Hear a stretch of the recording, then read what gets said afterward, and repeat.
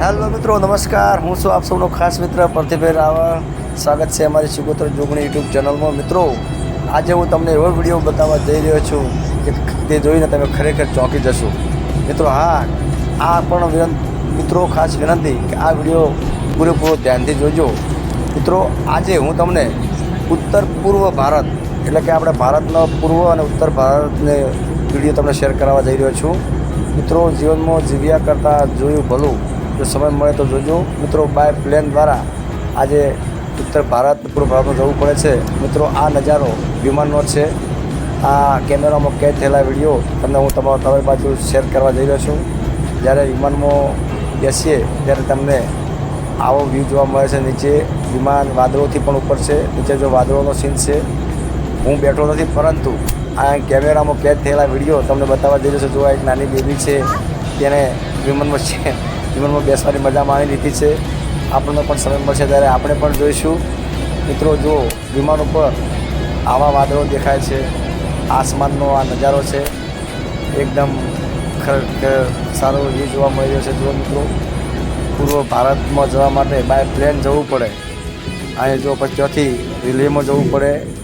આ રેલવેની બાજુમાં ઉત્તર પૂર્વ ભારતનો નજારો છે. ત્યાં અહીંયા થોડાક આગળ જશું જોઈએ ચાના બગીચા છે. મિત્રો, પૂર્વ ભારતમાં ચા ખૂબ જ થાય છે. આસામ કહેવાય. અહીંયા આસામ ચેરાપુંજીમાં વરસાદ 12 માસ પડતો હોય છે. ભારતમાં સૌથી વધુ વરસાદ આસામ અને ચેરાપુંજી માનસિંદ્રોમ શહેરોમાં પડે છે. તેનો નજારો છે. અહીંયા 12 માસ વરસાદ, મોટે ભાગે એવો વરસાદ જ હોય છે. ભારતમાં સૌથી વધુ વરસાદ નોંધાતો હોય તો ભારતના પૂર્વ ભારતમાં તે અહીંયાનું સ્થળ છે આસામ. અહીંયા ચાના બગીચા થાય છે. લોકો ચાની ખેતી કરતા હોય છે અને ચામાં તે મોકલે છે.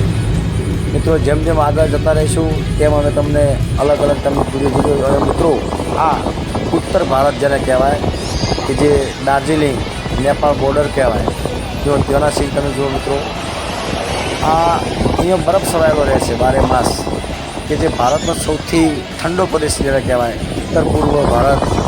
અહીંયા બોર્ડર લાગે, નેપાળની લાગે, આ બાજુ ચીનની લાગે.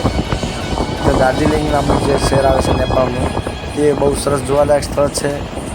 મિત્રો, કેમેરામાં કેદ થયેલા વિડીયો તમને બતાવવા જઈ રહ્યો છું. તમે જોજો.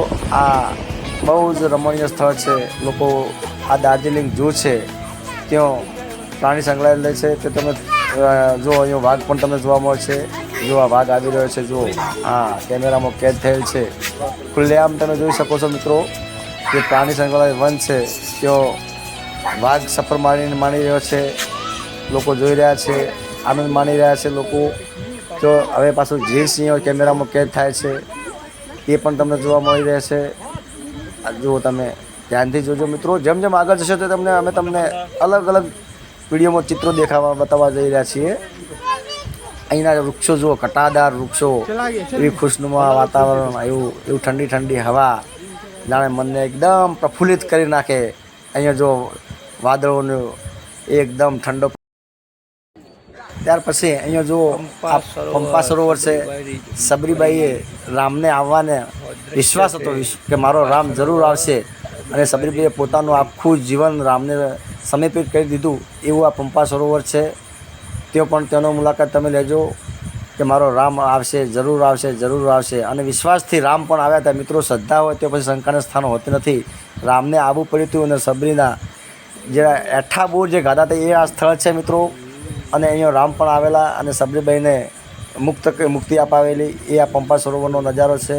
મિત્રો, જો ત્યાંથી પછી મિત્રો એક આગળ અમે તમને બતાવવા જઈ રહ્યા છીએ કે જ્યારે હનુમાનજીએ પોતાની માતાને શ્રાપમાંથી મુક્તિ અપાવવા માટે જ્યારે એમને એવું કહ્યું હતું કે સૂર્યને ગળી જવાનું, જે આપણે વાત સાંભળી છે તમે ધાર્મિક વાતોમાં, તો તે પણ સ્થળની અમે તમને વિડીયોમાં મુલાકાત કરાવવા જઈ રહ્યા છીએ. મિત્રો, તે હનુમાનજીનું મંદિર કે જેમણે જ્યાંથી સળંગ મારી હતી, બરાબર, આ પંપા સરોવર છે, ત્યાંથી હનુમાનજીએ સળંગ મારી હતી. એ સ્થળ પણ આગળ આવવાનું છે. મિત્રો, અહીંયા સબરીબાઈનો આ પંપા સરોવર છે.